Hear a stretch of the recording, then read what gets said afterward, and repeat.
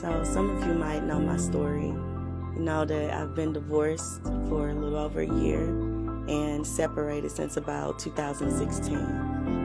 In that divorce, I gave our marital property over to my ex-husband. And within 5 months of that, he lost it to foreclosure. So fast forward to this year in March, I'm in the grocery store and I'm shopping, and I get my usual text message from the bank that my check deposit is in my account. So I go and I check my account, and it's about $400 short of what it usually is. So I'm immediately panicking, and I'm wondering what could have happened. And so I go and I check my pay stub, and it shows that I'm being garnished. And I'm being garnished at 25%. And so immediately I'm in the store and I'm crying, and I start shopping everything, putting everything back. Because at this point, I can't afford anything I've got. So I leave the grocery store, and needless to say, after a while, I started getting behind on everything. Things started getting cut off, specifically my gas bill.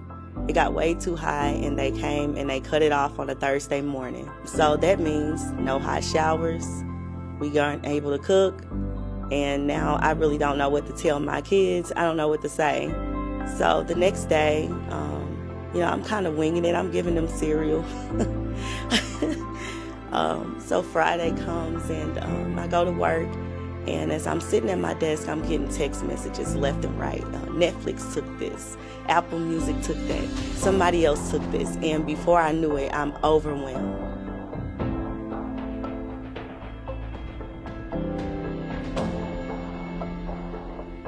So I come to church that following Sunday, and I see my First Lady. And she says, "Hey, Shaye, before you leave, come and see me." And I'm like, okay. So after service is over, I actually forget that she told me to come see her. And I go to the back to get my daughter, and she happens to be teaching the little kids that day. And so she's like, "Hey, Shaye, God placed you on my heart earlier this week, and I've just been praying for you.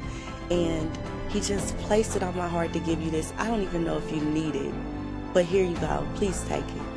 And she hands me $100 bill. Immediately, tears are coming down my face, because she has no idea what I've been going through, no idea of how bad I've been struggling all week, and then how I almost didn't even come to church that day. So that week I get paid, and after paying all my bills and paying my tithes, I have $30 left. So of course I'm excited about this $30.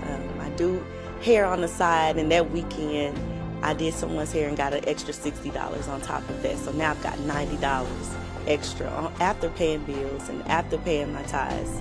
And so I'm like, thanking God for what I have. I go in my Sprinkler Jesus app that Saturday, getting my mind prepared for service, and I hear a message on giving. And God tells me to give the $90 in the offering, to give the rest of what I have.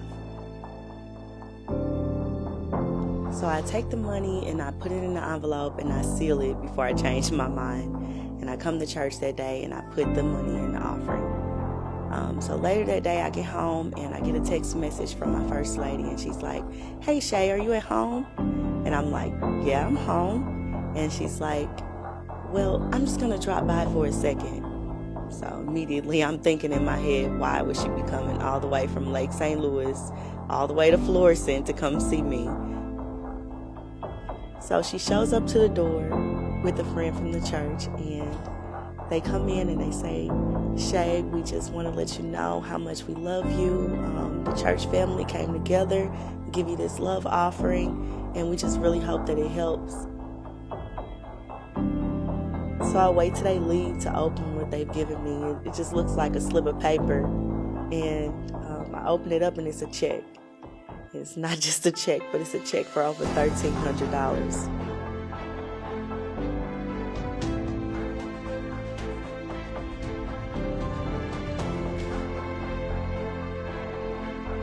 It was enough to pay all of my bills in full. My gas bill was paid. My electric bill paid. My phone bill paid.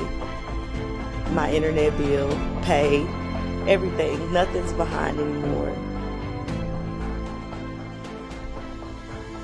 God already had a plan in place. Everything that I went through, all the worrying, all the crying, all the tears, God heard, God saw, God knew. He already had a plan in place before I started worrying. And I'm just grateful. I'm so thankful for who He is. I'm thankful for what He's done for me and what He continues to do. And all He's done was help me to put my trust in Him. All of my trust, because all of our help comes from God.